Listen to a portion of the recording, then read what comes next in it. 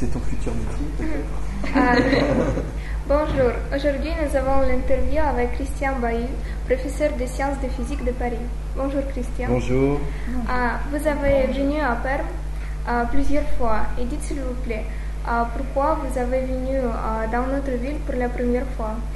Alors en fait, je suis venu dans votre ville pour la première fois en l'année 2009 parce que j'ai fait connaissance en 2008 avec Alla Valerievna Chervoni. Et de fait, elle m'a proposé une invitation pour l'été 2009. Et après avoir visité mes amis de Smolensk et avoir visité aussi Nijni Novgorod au passage, je me suis rendu à Perm. Voilà, donc c'était ma première visite en été à Perm. Et je me souviens, il faisait d'ailleurs pas très beau. Ainsi, nous savons que vous faites les voyages en région de Perm. Et pourquoi? Alors très précisément, c'est mon 6e séjour dans la ville de Perm. J'ai connu d'ailleurs les 4 saisons à Perm. Et si je le fais, c'est déjà pour le plaisir de rencontrer les amis avec qui j'ai fait connaissance en 2009, mais aussi pour rencontrer des étudiants, des élèves qui apprennent le français, donc faire partager aussi mes connaissances de français avec ces élèves, mais aussi pour découvrir évidemment la région et la culture russe, à travers les élèves, à travers les familles et à travers les gens que je peux croiser autour de moi. Et nous savons que vous faites les voyages pas en Perm, encore Solikamsk et encore sans ville. Et pour quelle cause vous visitez? Alors je vois que tu es très bien renseigné et donc effectivement j'ai visité d'autres villes dont Solikamsk il y a 2 ans, puis encore aussi l'été dernier, mais aussi Atchor et Tchermoz. Sans oublier évidemment au passage Kungur, qui sont très belles villes, et d'autres lieux comme Bielaya Gora et les grottes glacées de Kungur aussi. Et quel est votre programme culturel pendant votre 6e séjour dans? Alors actuellement, le programme culturel, il se passe plutôt dans l'école 22. Je n'ai pas encore eu l'occasion, depuis mon arrivée, de visiter quelques musées, ou bien par exemple, de me promener, oui, au musée municipal, ou même de me promener sur la rivière Kama. Mais je crois que ce n'est pas possible en ce moment. Voilà. Donc j'attendrai l'été. Donc voilà, je suis surtout dans l'école, à aider les élèves, à être présent en classe, à donner aussi des cours de physique, puisque je suis aussi professeur de physique. Et les fois passées, qu'est-ce que vous avez visité? Alors les fois passées, donc j'ai visité le musée des Beaux-Arts, mais aussi le musée municipal et aussi le musée d'art moderne, près de la gare Vokzal. Très intéressant. Et j'ai visité à plusieurs reprises le musée municipal. Et j'aime bien y aller plusieurs fois. Peut-être aurons-nous l'occasion d'y aller ensemble bientôt. Est-ce que vous avez vu l'exposition particulière de Perm, les sculptures en bois?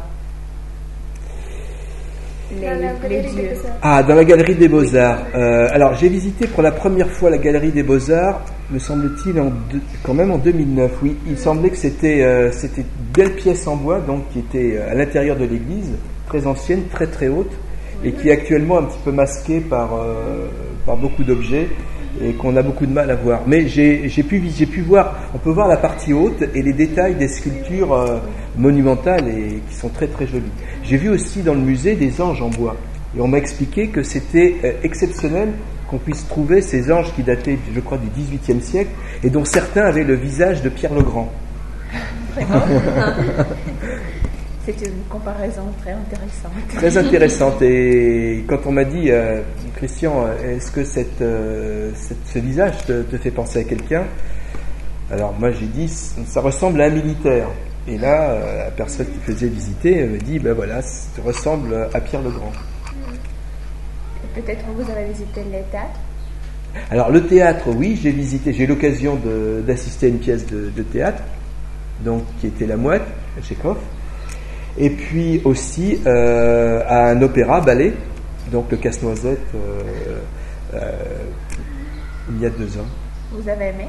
J'ai beaucoup aimé la décoration, la richesse de la décoration, la richesse aussi de la présentation, et les danseurs, les danseuses qui dansaient très très bien.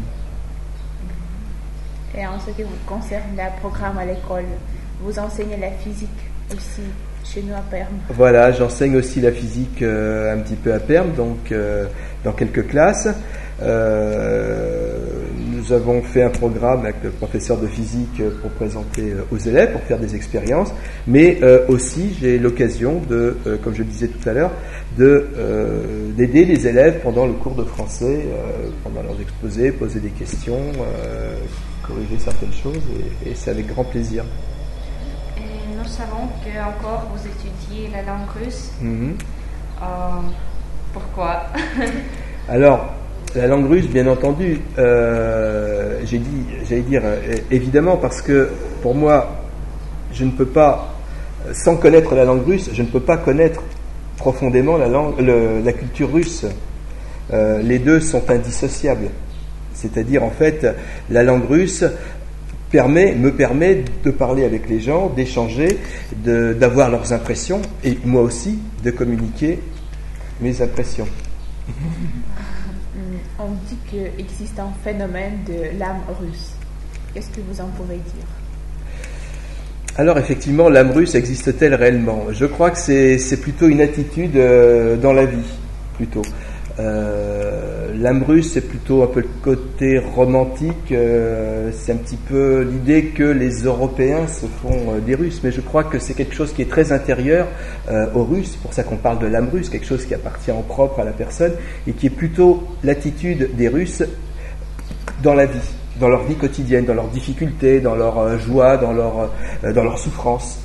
Et je pense que c'est plutôt ça, l'âme russe.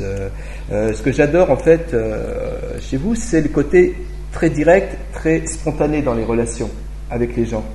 Parfois, chez nous, les relations sont un petit peu compliquées, un petit peu tortueuses. Chez vous, je pense qu'on peut plus directement accéder aux gens et voir tout de suite leur âme, leurs impressions, leurs sentiments. Même si parfois, dans la rue, les gens que l'on croise ont parfois l'air tristes, forcément, comme disait ce matin, c'est pas forcément le visage triste qui fait que la personne est mauvaise, c'est parce qu'elle peut avoir des soucis. Donc, quand on peut parler avec cette personne, quand on a l'occasion, on voit que c'est bien différent que le visage. Et je pense que c'est la profondeur que chacun a en soi qui fait en fait l'âme russe. Je vais dire, les écoliers français se distinguent des écoliers russes? Alors, bien sûr, il y a des bons et des mauvais élèves, chez vous comme chez nous, ça c'est sûr. J'ai trouvé quand même, chez les écoliers russes, peut-être, plus de respect vis-à-vis des professeurs. Chez nous, nous pouvons avoir des problèmes assez importants de relations entre les élèves et les professeurs.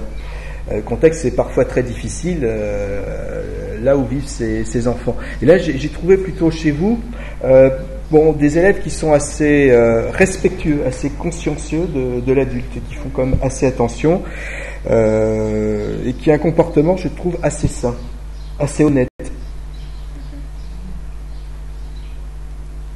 Donc, ça veut dire, ça vous plaît d'enseigner quelque chose chez vous? Ah, bien sûr, bien sûr.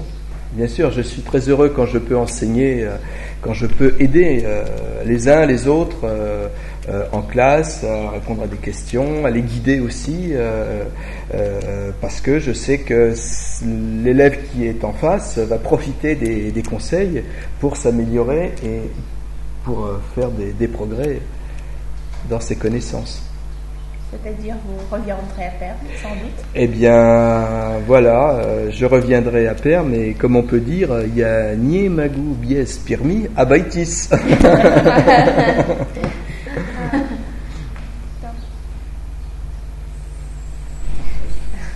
Merci beaucoup. Enchanté, avec très plaisir. Merci beaucoup.